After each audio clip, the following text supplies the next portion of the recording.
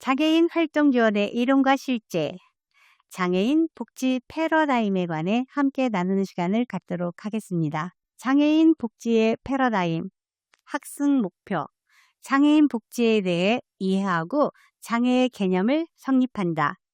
학습 내용, 장애의 개념을 알 수 있다. 장애인 복지의 접근 모델을 이해한다. 낙인 이론과 편견 이론을 학습한다. 장애인 복지의 패러다임, 장애인 복지. 자, 장애인 복지 하면은 다른 능력을 갖고 있는 사람 우리가 서두에 배웠어요. 장애인의 잔존 능력을 최대한 활용해서 지역사회 참여가 가능하도록 함으로써 장애인의 삶의 질을 향상시키고 궁극적으로 사회 통합에 이르게 하는 총체적인 원지 서비스다 이렇게 되어 있어요. 분명히 이야기하고 있죠. 장애인 복지는 잔존 능력을 최대한 활용한다. 정말 눈만 깜빡깜빡거린다? 아니면 손가락을 까딱까딱 할 수 있다? 단 하나의 조그만 능력이 있어도 거기부터 장애인 복지는 시작된다라고 이해하면 되겠어요. 자, 장애 범주에서 우리 15개 장애 범주 확대됐다고 얘기했죠. 장애 등급 폐지에 대한 논의가 활발하게 진행되었고 마침내 2019년 7월부터 시행되었다라고 이해하시면 되겠어요. 장애 등급 폐지는 장애 정도가 심한 1급 장애인만이 활동 지원 서비스 대상이 되는 부당성과 또 이런 것들을 시정했고요. 그리고 또 장애 등급에 상관없이 모든 장애인을 대상으로 하는 활동 지원 서비스가 시행되어야 한다는 의미에서 논의가 시행되었다라고 시작되었다 이렇게 이해하시면 되겠어요. 자, 우리나라 장애인 복지가 우리나라에서는 2019년 7월부터 의학적 상태에 따라서 1에서 6등급까지 세부 등급으로 분리되어 왔어요. 그렇지만 장애 등급 분류가 폐지되고 장애 정도에 따라서 장애 정도가 심한 장애인 그리고 장애 정도가 심하지 않은 장애인 이렇게 2단계로 구분해서 시행되고 있다라는 거죠. 여러분 꼭 기억돼야 돼요. 전에는 우리가 1급, 2급, 3급 그 심한 장애인 그리고 1급에서 6등급까지 이렇게 나눠져 있지만 지금은 모든 장애가 중증과 경증으로 이렇게 분류가 돼 있어요. 그래서 이 사람은 심한 장애인, 이 사람은 심하지 않은 장애인 이렇게 분류되어 있는 거 기억하셔야 돼요.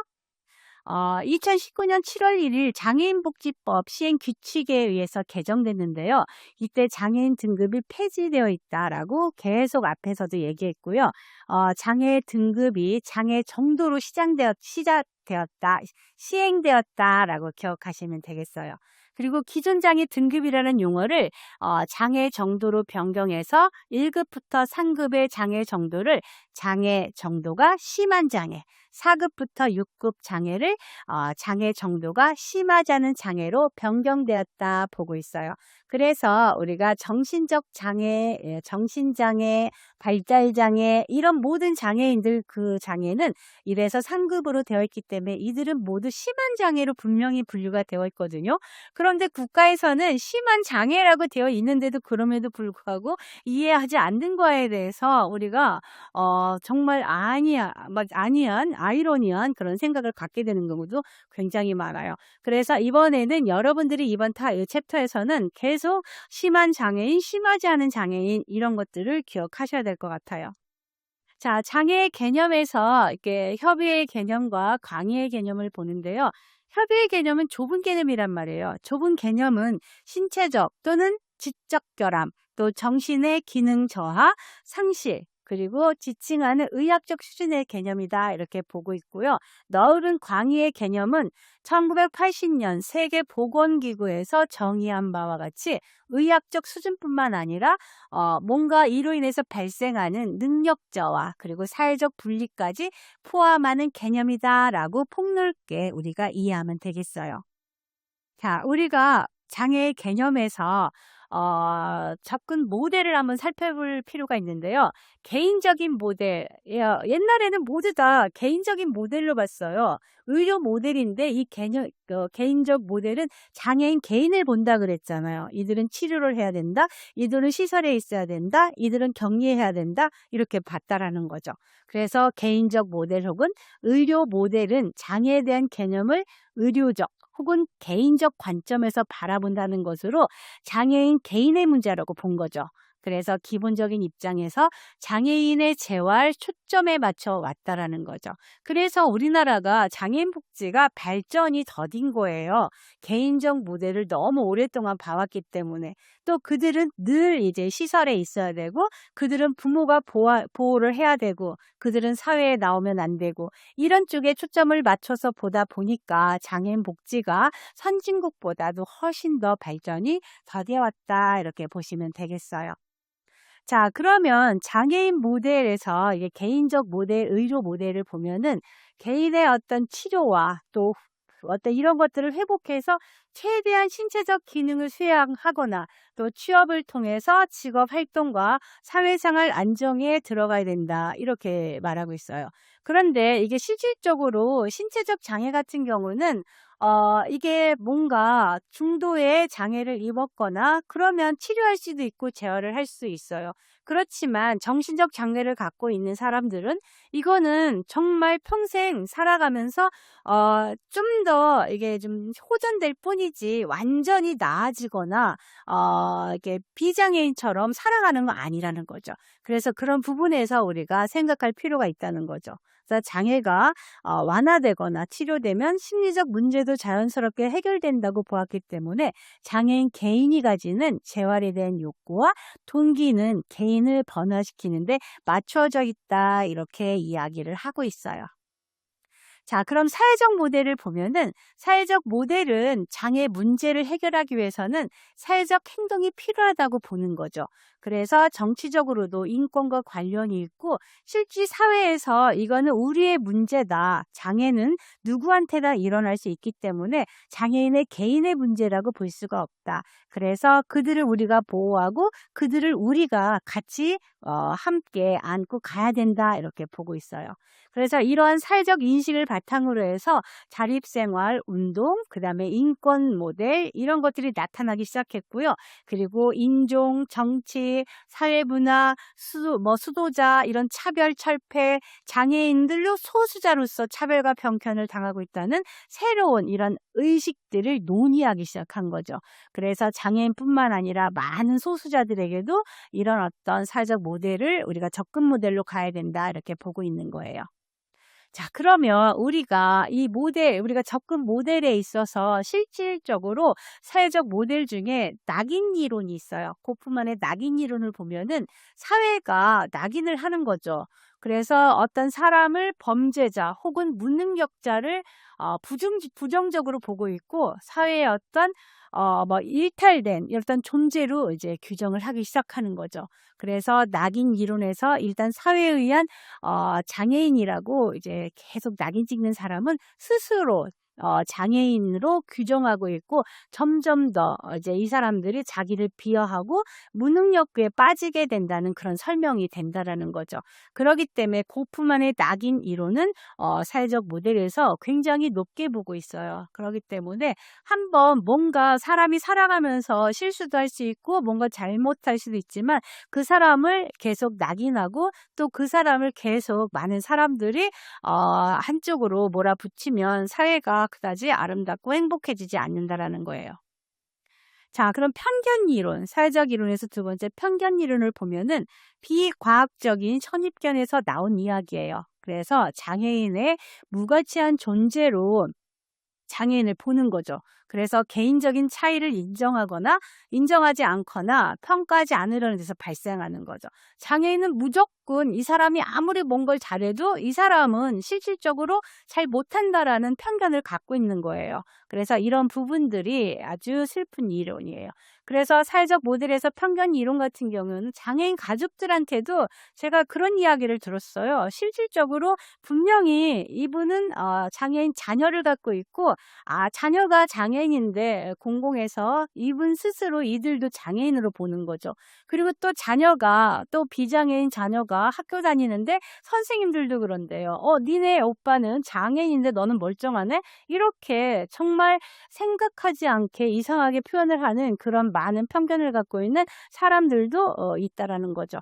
그래서 장애인이 가지고 있는 개별적인 능력과 관계없이 전체 장애인들에게 낮은 가치를 부여하거나 이러한 존재를 인식한다라는 거죠. 이러한 편견은 무섭게 많은 사람들에서 입으로 전해져 오는 것은 굉장히 무섭다라는 거예요. 분명히 앞에 첫 시간에도 얘기했어요. 장애인은 다른 능력을 갖고 있는 사람, 이렇게 볼 수도 있다라는 거죠.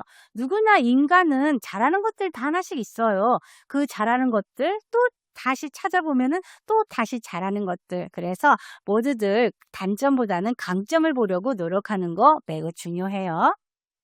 자, 편견 이론에서 편견은 성장 과정에 학습된다고 봐요.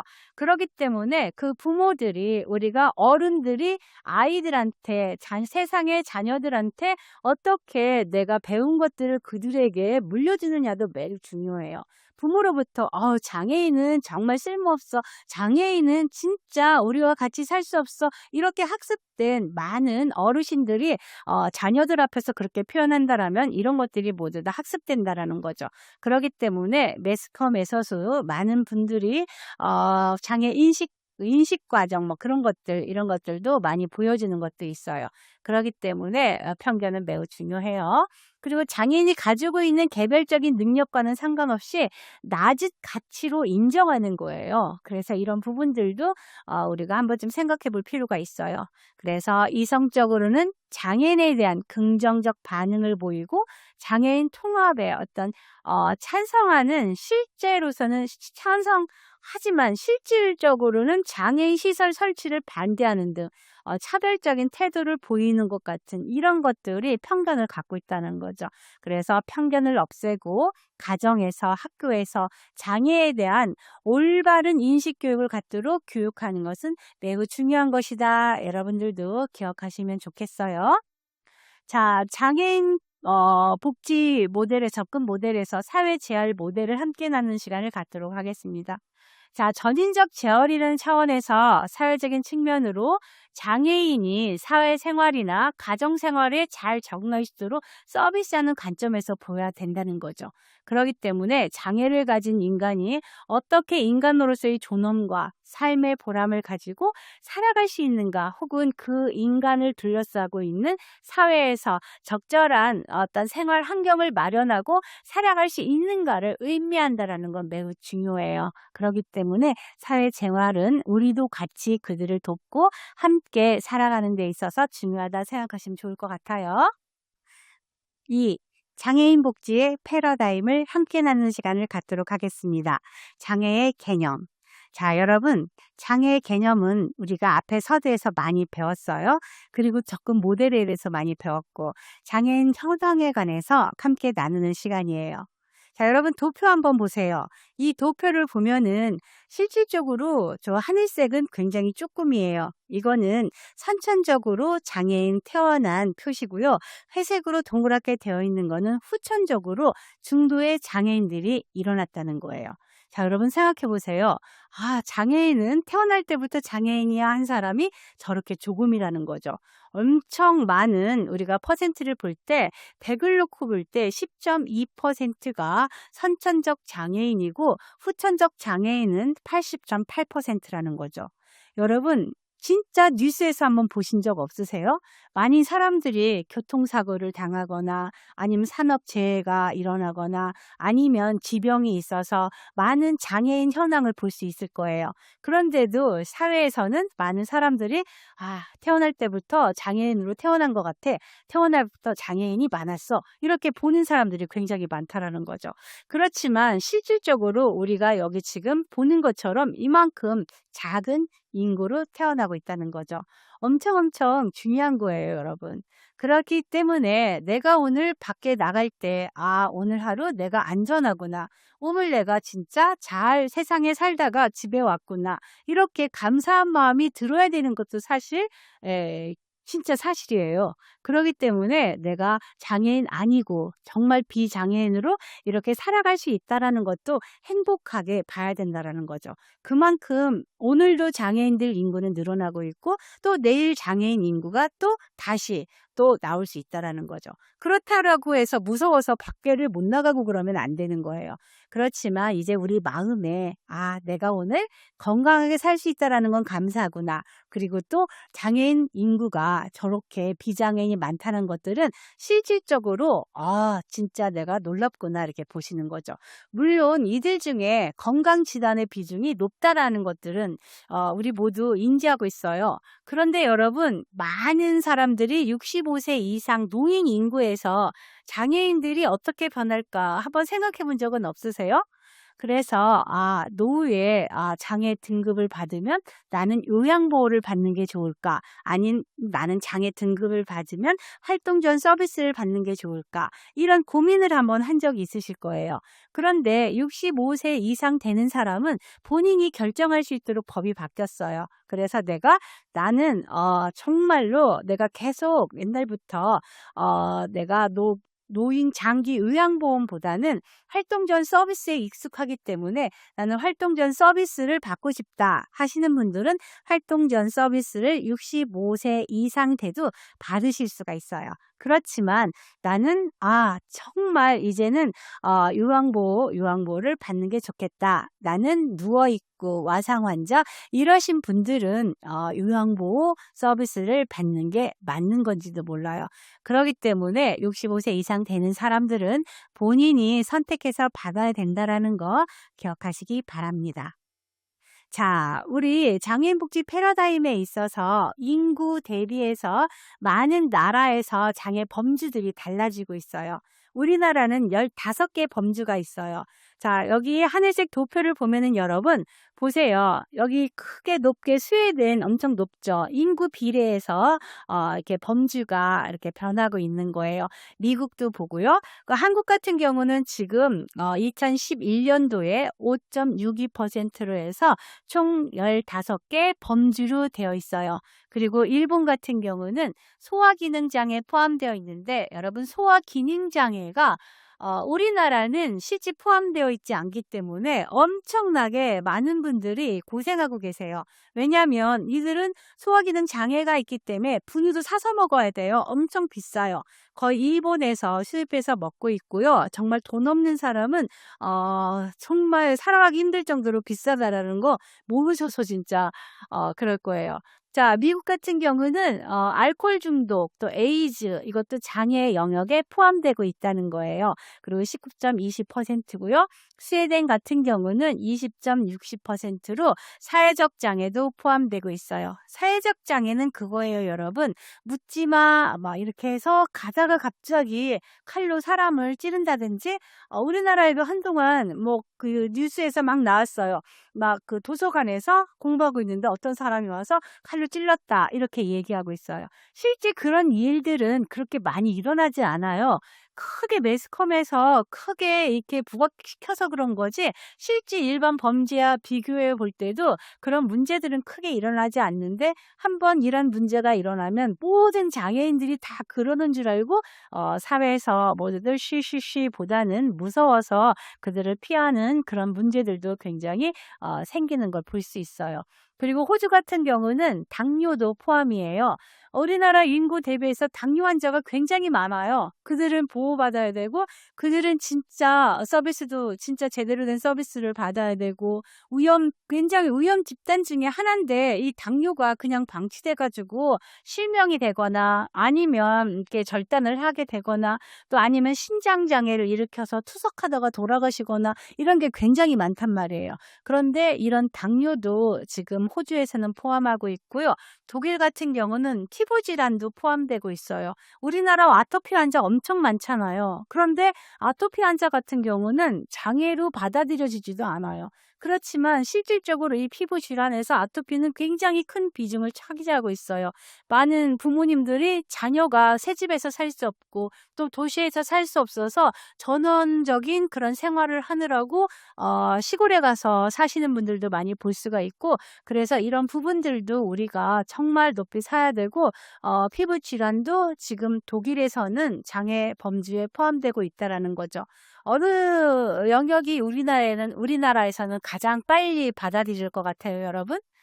이런 부분들 실제 여기 없는 것들이 또 우리나라에서는 우리나라 또 환경에 맞게끔 또 우리나라 상황에 맞게끔 어느 나라든지 문화라는 게 있잖아요. 그 문화에 맞게끔 이런 장애의 범주도 달라져야 된다 이렇게 보고 있어요. 그래서 실질적으로 이들이 진짜 가정에서 힘들게 어렵게 지내고 있는 정말 사각지대에 보이지 않는 곳에 살고 있는 많은 장애인들이 이런 어떤 지원을 받아서 범주 안에도 포함되고 또 이들이 활동하는데 살아가는데 정말 부족함 없이 행복하게 모든 인구가 모든 국민이 행복한 그런 사회가 될 수 있도록 같이 노력하면 좋을 것 같아요. 여러분 생각은 어떠세요? 그런 생각이 드시나요?